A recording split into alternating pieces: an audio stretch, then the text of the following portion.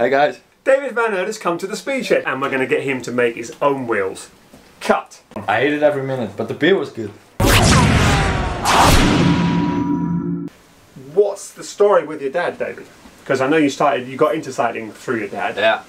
But you want to do something special for him right now, right? Yeah, yeah. What was that? Well, I've always like taken wheels from his bike when I had a crash or when something. He does the same, yeah. Yeah. And I've taken his wheels like a number of times over the years, and I figured it was time for him to get a really nice wheel set back. So you bought him a pair of zips? No. No? I wanted to get him a real good wheel set. Really good wheels? Yeah. What, Envy then, I guess? No. Or Mavic, maybe? No, not again. Campagnolo? No. So what are you going to do for your dad? I'll get him a set of spin on these. Set of, I think they're over there. You can see them over there. Those are David's dad's wheels and they're looking mighty fine as well, I must say. He's got a black bike, so I think they'll be really stealth. When I was making them for your dad, I was thinking how good they'd look in my bike, I must admit. But I do that with a lot of wheels though. So, but yeah. Well, that's really nice. That's a really cool thing to do for your dad, you know. Yeah, well, he deserves it. He's the one who got me into cycling. And yeah, but that's where I got into cycling. That's what I had the first year when I started riding with my dad. I was like 14 years old and struggling to hold the wheel. Yeah. But he sometimes reminds me of that. But you know, it's a really nice thing to ride with your father. And now I ride with my daughter and my son, the guy who's behind the camera now. And yeah, some of the best times of your life is riding with your dad, or riding with, you know, when you become a dad, riding with your kids. Yeah. It's some of the best riding you'll ever do anywhere. It's great. I grew up in the Netherlands, in the south, Breda. It's not that far from Rotterdam, about 50k south. Right. Right on the Belgian border. So I went into Belgium a lot on the bike, and I raced in Belgium quite a number of times. Is it very similar, the racing in Belgium and Holland, or is it different? It's quite different, yeah. Belgium usually has bigger kermesses, like bigger criteriums. Yeah, but on bigger circuits. Right. Like a 5k or an 8k circuit. Yeah. Whereas in the Netherlands, most crits are like in small towns in the city centre with circuits of 1 or 2k. And I know in Holland, a lot of those Dutch cycling clubs, they have their own purpose-built circuit, like where we saw NL Crit in Rotterdam Airport, isn't it? Yeah, that's usually where kids learn to ride a bike. It's fantastic. It's unbelievable. I couldn't believe this little circuit, road circuit, but not on the road, off-road, belonged to a cycling club. You know, and they got the clubhouse, they got the circuit. It's a road circuit. It's got some nice corners. It's great. It's fantastic. Really a safe environment for kids to learn how to ride bikes. And that might be why there's so many good Dutch cyclists, I guess, you know. Yeah, there is maybe a bigger cycling culture than here in the UK. But although here in the UK, I think it's really growing, right? Cycling as. So I used to ride around as a kid, pretending that I was Bernard Hinault. He was the guy who was winning the Tour de France when I grew up, you know, and Greg LeMond, and then Laurent Fignon, and these guys, you know. But my dad's hero was, of course, Eddy Merckx. You heard of him? I have, yeah. But the thing was, I never saw him ride, ever, you know, never saw him. And then, you know, the great thing about YouTube and the internet is that you can find clips of these guys from a way back. Yeah. And the first time I saw Eddy Merckx actually riding in a race, I stopped liking him. Because he had this really horrible style of riding, you know. He was like mashing the pedals. Yeah, exactly. He wasn't. I always imagined that he'd have this incredible finesse and souplesse and fantastic pedal stroke, and I really admire, you know, his winning instinct. You know, what's the point in racing if you're not going to win it? That was his attitude, right? Yeah. I love that. I admire that really. But when I saw him ride his bike, the cannibal, yeah. But when I saw him ride his bike, I kind of stopped being a big fan of the way he rode. You know, who are your cycling heroes, if you have any? Oh, good question. Of course, I like Eddy Merckx. I like the Belgian classic riders like Tom Bonen. Yeah. And Craig Van Avermaet. Yeah. He's Belgian, isn't he? Yeah. He's Belgian too. Yeah. But I don't really have one idol or something in cycling. I like a lot of different types of riders. Yeah.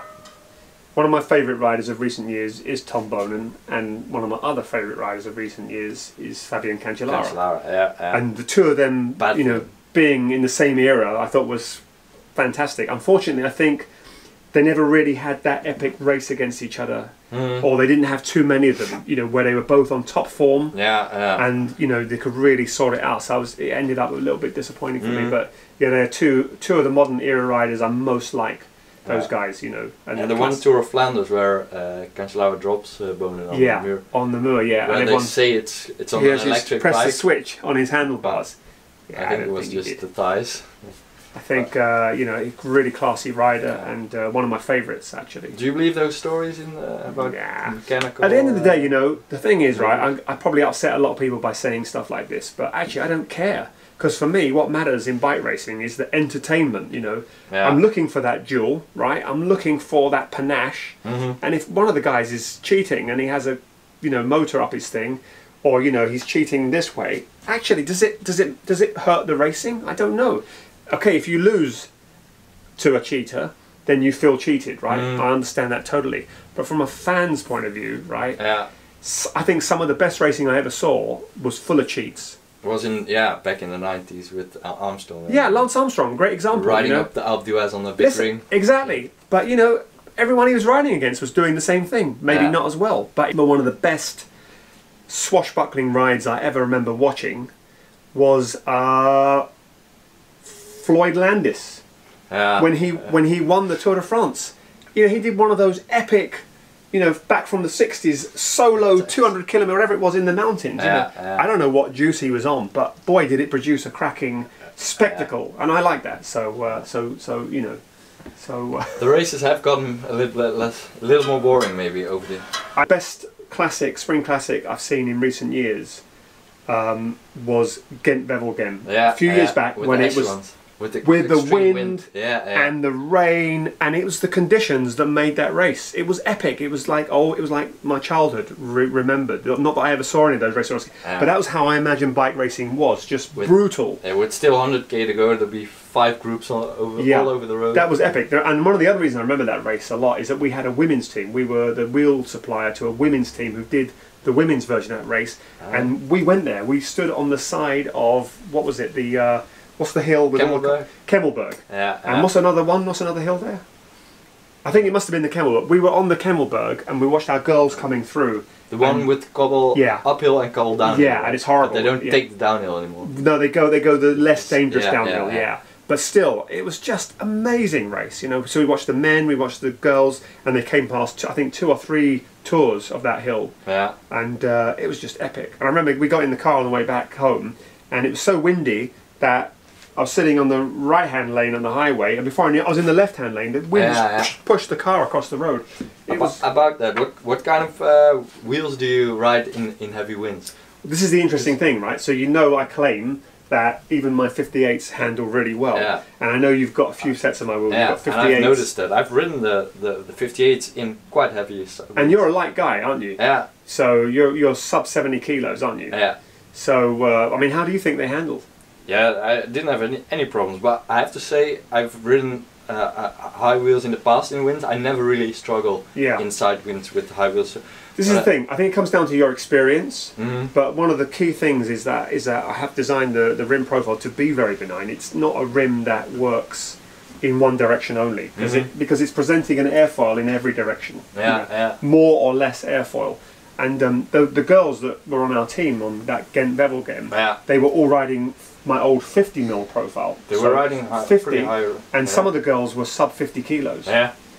And so, and none of them got blown off their bikes. But I remember Geraint Thomas, a big tough guy, straight into the gutter on his 50mm C. No, he was on Dura Ace C50s. And there were lots of guys. V-shaped, right? Were they? Back then, I don't remember. I mean, I'm sure they've improved since then. I'm sure they're really great wheels, right? But all the girls that were riding my wheels, they were absolutely terrified. A, of braking in the wet, and B, of those winds. And afterwards, they were all talking to me on Twitter saying, "Wow, We are so thankful we were on those wheels. But yeah, they were all very complimentary. I was very happy about that. That's cool, you know, I had the confidence that they'd do it, but none of them had it, and so it all happened on that race. Yeah, because you always get the people always say, if it's really windy, you have to have a low profile front wheel. Yeah. What I always say to my customers who are, they like the idea of a deeper wheel because it's faster and stiffer, but they're worried about handling in crosswinds. Is what I always tell them is that, okay, so I'm heavier than you, but I'm probably about the same weight as a lot of my customers. My advice is that if it's too windy to ride my favourite wheels, which are the 58s, it's simply too windy to ride your bike with any kind of wheel, because it's just too dangerous. So go and do something else instead. You know. Every other spoke. Well, right now I'm focused on one side and then the other. Yeah. So I'm doing all the drive side spokes because these are the ones that need to be at the same tension, and the spokes on this side will be at a different tension. Yeah. Because of the cassette. Yeah. Okay. And also because these are two different types of spoke. This is a really thin, super light, very strong but bladed spoke. It has one sound. So you use a lighter spoke on the drive side. On the drive side, but it's not any less strong. Okay. And I use a really thick spoke and a round spoke on the non-drive side. It's much stiffer than if I use this spoke on here. Why do you need more stiffness on the non-drive side? It's a really good question. It's a really good question. The reason is because this side of the rear wheel is under the least tension in the whole bike. Okay, so the front spokes are under lots of tension. On a road hub without a disc brake, they're even both sides. They have the same tension because the hub is symmetric. On the rear wheel, on a disc front, they're not symmetric, so you have a difference in tension disc side to non-disc side. And on a rear wheel, whether it's disc or road, but not track, you have 11 or 12 or how many speeds these days, I don't remember now. You have all these cogs on this side, which means that if you look at the wheel in this direction, you see that's almost the center of the wheel. So you have a big angle on this side, the non-drive side, and what that means is for the rim to be in the center of your bike, you need a lot of tension on this side, and very little on this side. And small amount of tension is what causes this spoke to come under a lot of fatigue, because when you're riding, for each revolution of the wheel, each spoke goes under maximum pull and maximum push, okay? And when it's pushed, what it means is that here in the hub, it's moving up and down very slightly. So that's why it's really important to drill your hubs really tight. So the hub drilling we use is about 0.2 millimeters smaller diameter than the hubs you buy in a shop or machine built wheels. So actually you need a spoke which has less tension, needs to be stiffer. It's helpful if it's someone really light like you, right, and you don't have a lot of power. I can use a super light spoke here and you never notice. But if it's someone like you, so you're not heavy, but I know this guy is really quick, and I'm guessing you're really quick because you can put out a lot of power. I think so, right? So it's better to have maybe 30 or 40 grams heavier rear wheel, but with a much stiffer spoke. And for all my bigger customers, shall I call them, people that look like me, right? They get this spoke no matter what they ask me for. This is the spoke they have to have, okay? Because this is the one that will put up with that load. So it's a stiffer spoke and it's a stronger spoke. That's really interesting, because normally intuitively I would say the spoke here under the highest tension needs to be the stiffest one and the heaviest one. Okay. But actually it doesn't need to be stiff on this side because it can't go anywhere because the amount of tension it's got in it. It doesn't move. Okay, and what this spoke needs is to be super strong in tension. Because a wheel is held together. It's a compression.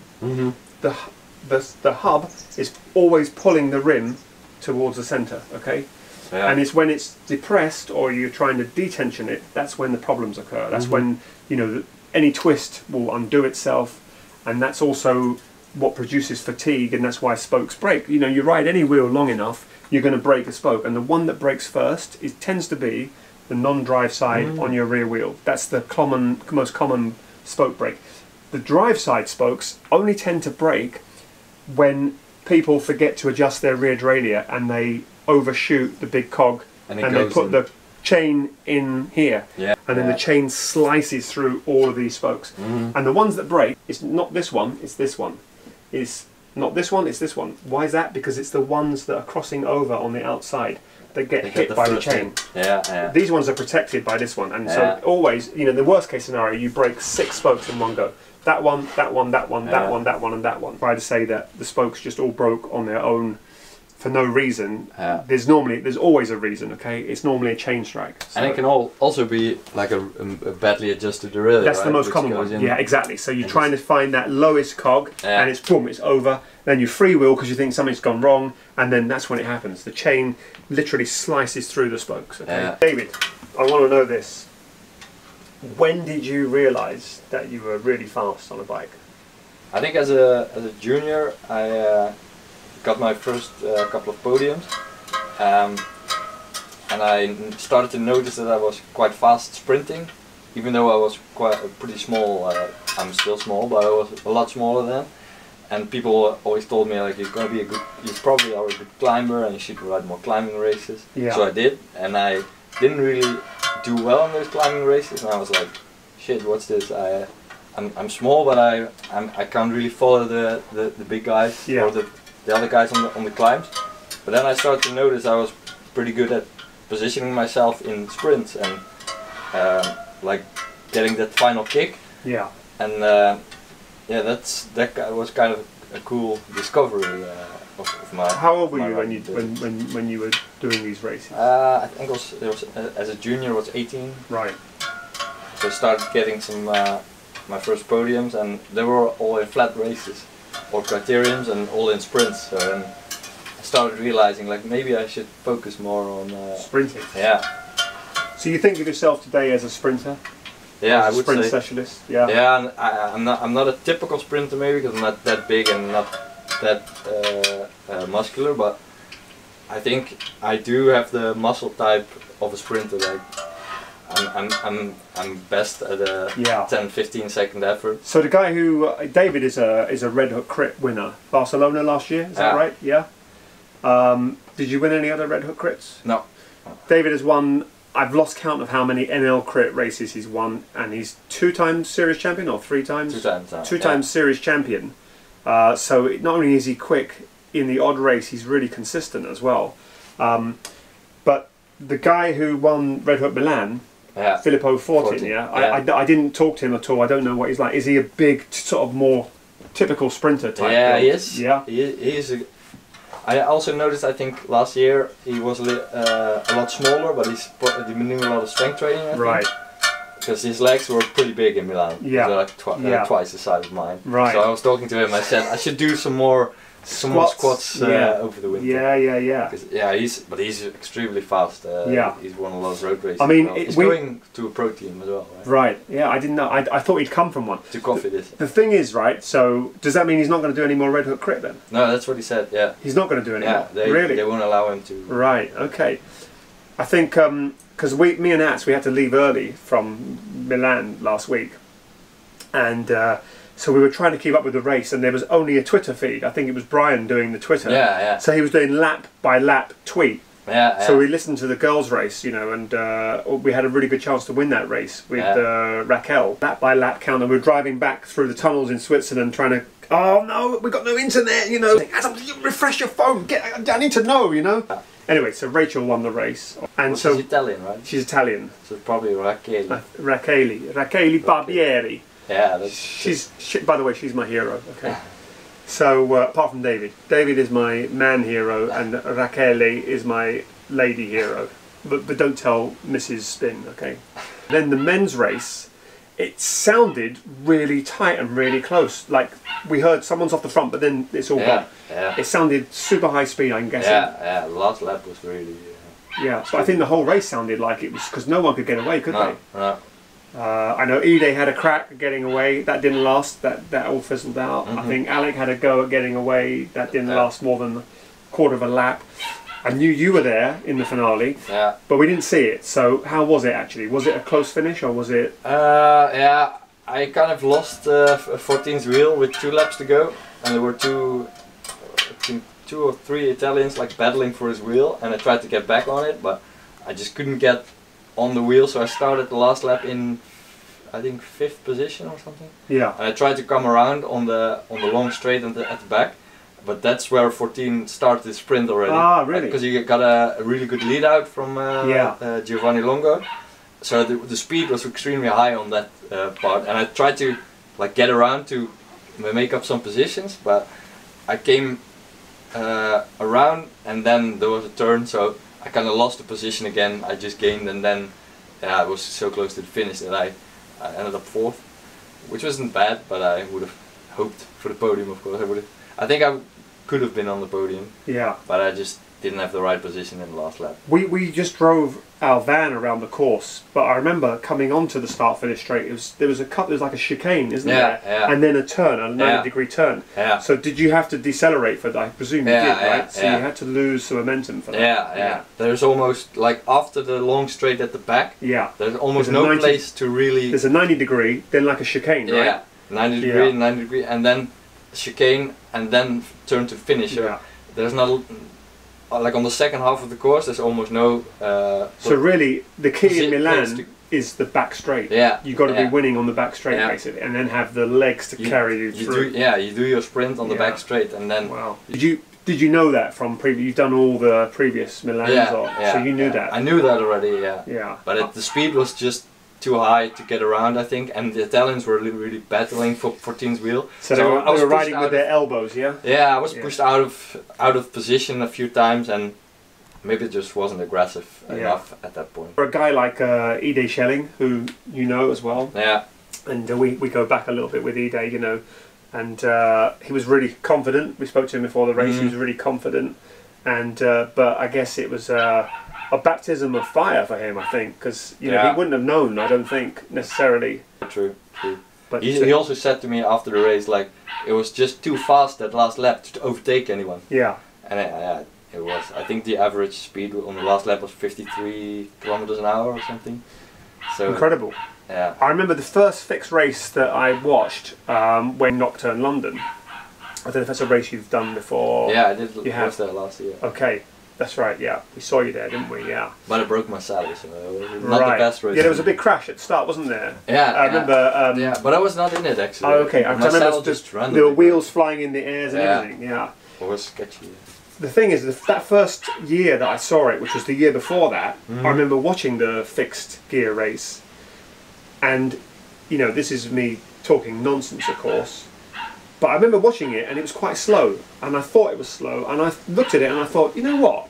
If I really stopped drinking beer and wine and rode my bike every day, I could do that. That's what I honestly thought. Okay, I couldn't, right? I'm deluding myself, but it wasn't. The speed wasn't impressive. And then the next year we went back, and the speed had stepped up. Okay, and then this year, the speed blew me away. Speed was at the same level, as far as I can tell, as the elite men's road race afterwards. And I think people like Alec Briggs rode both races. And I think I heard him say, I'm not sure if he did or not, but I think I heard him say that from his Garmin, the men's fixed race was faster laps than the men's road race, elite road race. Which is incredible, that's mind-blowing. So good job I didn't bother to try and ride the next year's. Well, you could have at the beginning probably. Yeah, but that's the incredible thing. I think the fixed scene, the level has just gone boom like that. It's amazing. So now the racing is not just fun; it's truly elite level. It's truly exciting. So I think for the people who originally started the sport, that's not that much fun because you have to really step up your game to be able to. Stay in the pack, but I guess that's the way it goes in cycling. Everything gets faster. For the future of the sport, it needs to be at that level, I think. Otherwise, people will lose. There'll be no excitement. There's no point in it, really, if it's just a gentleman's Sunday afternoon bit of fun. True. Hi there, Moles. Terrific. Right, let's do a bit of building. So the next thing, David, we do is we put on these rubber gloves. Now, don't panic, okay? This is getting serious. This is just for the purposes of making great wheels. The first thing we're going to do is we're going to try and break it. We're going to see if we can break the wheel before we go any further, okay? And this part here serves two real good purposes. I was only half joking when I said breaking the wheel. If we have got a defective nipple or spoke or rim or hub, this process is going to reveal it, because what I'm doing is I'm squeezing two adjacent pairs of spokes together as hard as I can, which is why I need to wear these, okay, because it really hurts. You could just cut your fingers off otherwise, especially with these bladed spokes, okay. So that's the first thing. If there's any defects here, then we're going to find them, because we're going to pull the spoke out of the rim, or we're going to, you know, break the nipple or whatever, okay.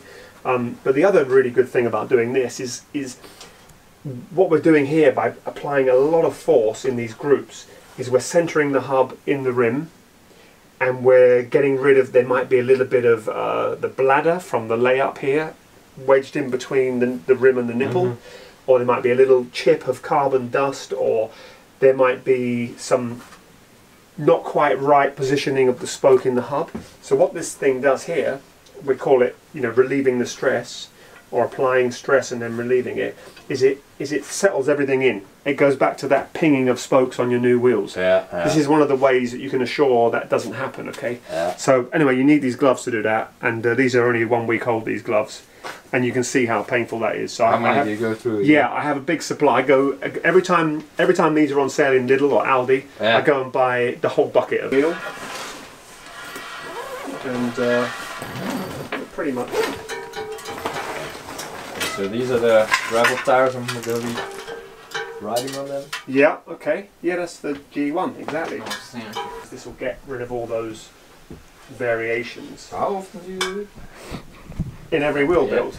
Probably about 4 or 5 times. So after the initial 8, you know, the 8 and the 8. Hello everyone.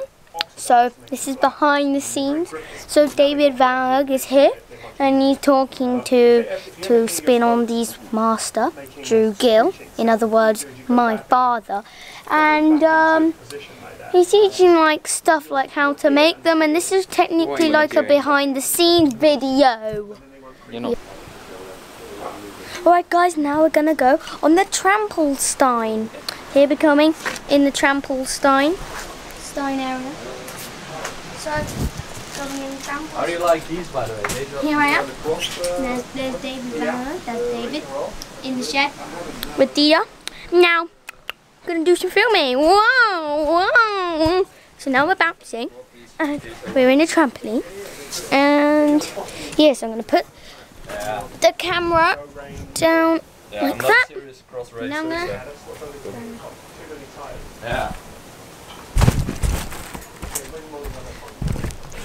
So now that was Molly episode 1 on trampoline.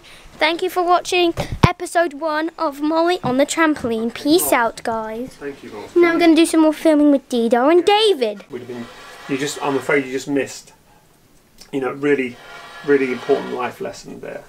So yeah, I'm pretty happy with that. Are you happy with that, David? Yeah. I think you did quite a good job of that. Do you want to just, you know, pretend that you're finishing off the wheel, yeah? Yeah. So, Molly, you've got to film David. Action.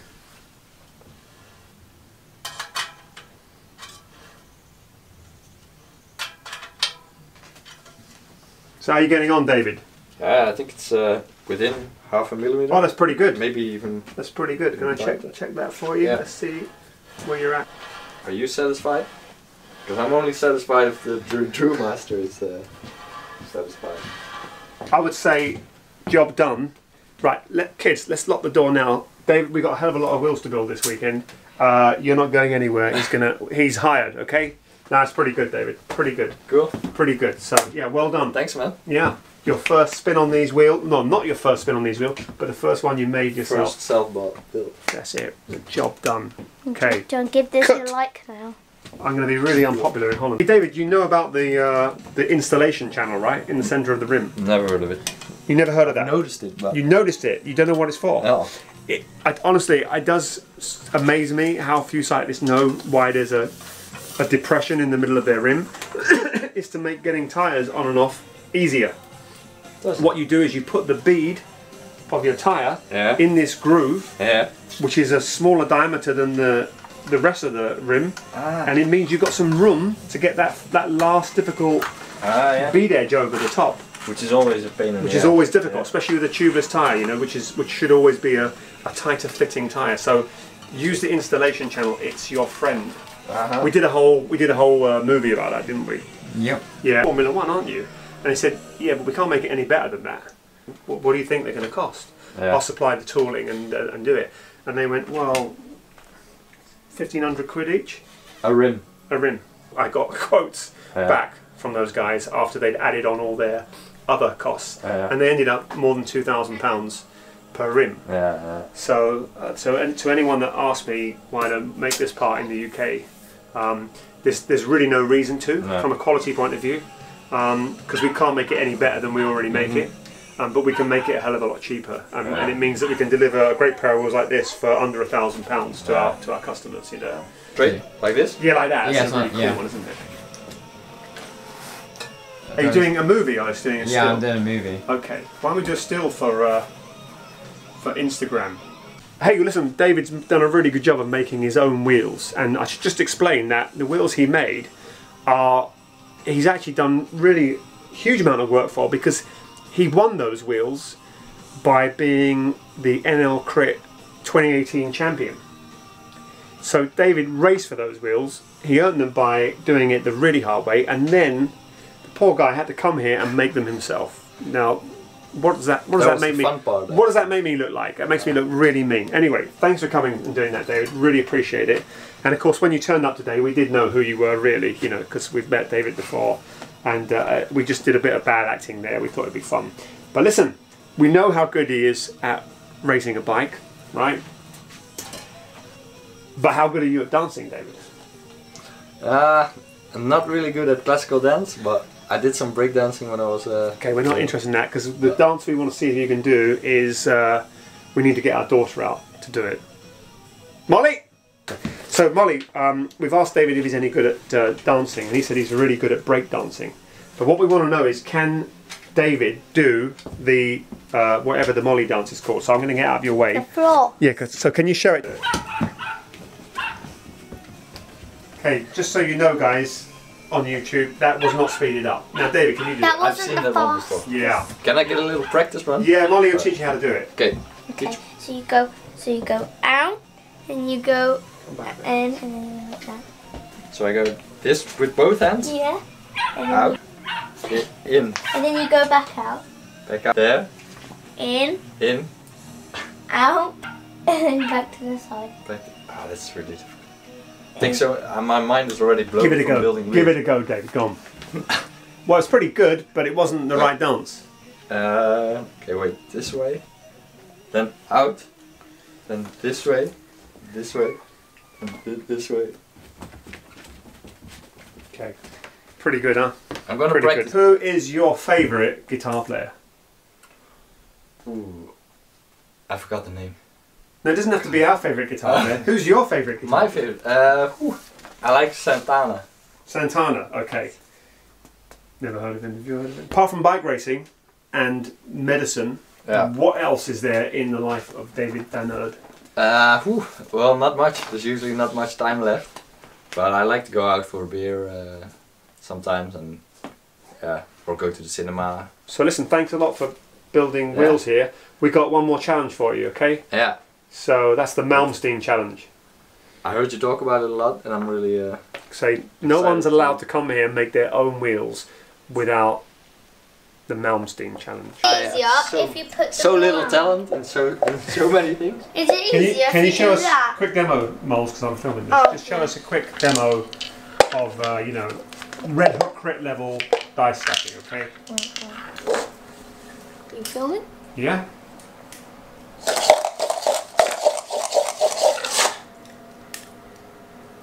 But David, the final challenge for you is the Malmsteen challenge. Yeah. Do you feel up to it? I hope so. Okay, let's go for it then. And then it was... Was that it? Yeah! Do you prefer to play the drums, David? No. It's a lot easier. I'm not good at I don't have real good rhythm. I'm shit at coordinating both hands. You will do after this, right? Give it a go. Go on, we're filming this, okay? Okay, let's go.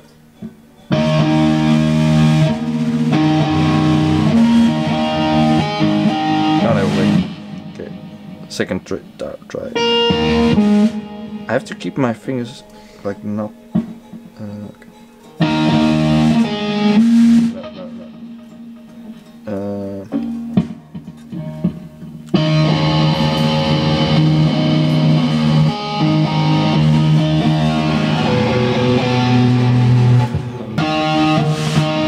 I have to play them both. So I only played one string. Dog likes it because look at his tail. Look.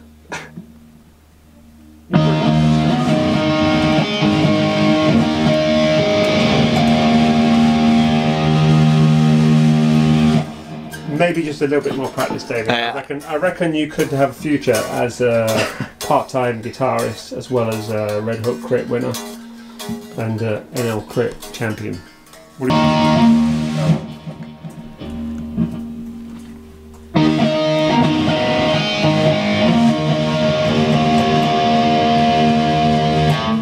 Is that it? Yeah. Pretty much. Do you want to try the drums? Because it's very simple. Yeah? I'm just bad at coordinating both feet and hands.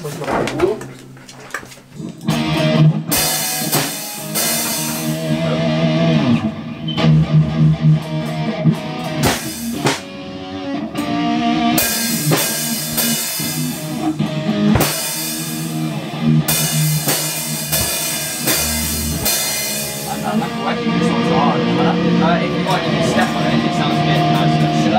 Yeah, it sounds a bit nicer. Need to play in time. So you Sorry, play it. It's me it's out of time, David, it's not you. So you play that. So you play that. Yeah.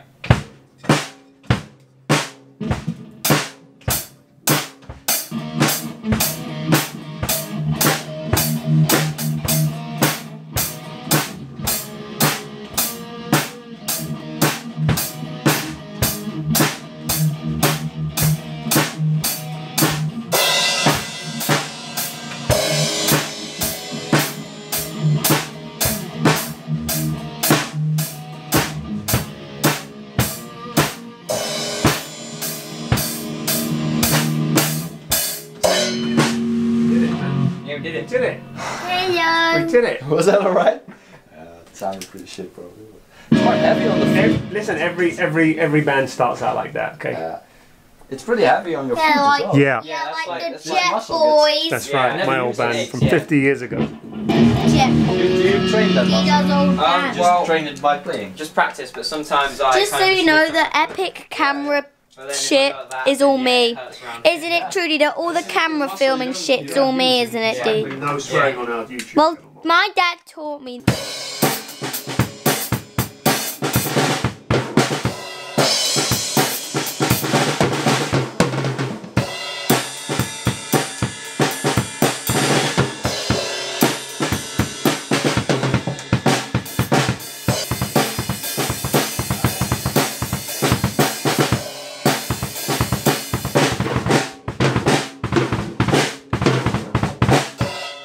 Listen, David, you passed the test, man. Yeah? Yeah. Yeah. Well done. Well done. Hey, listen, David. Cheers. Oh, you drunk yours? Oh, never mind. David was kind enough to bring me a beer. I think you did a great job today, David. You were a great sport. Thanks a lot. Really appreciate it. It was great fun. I hated every minute, but the beer was good. Good.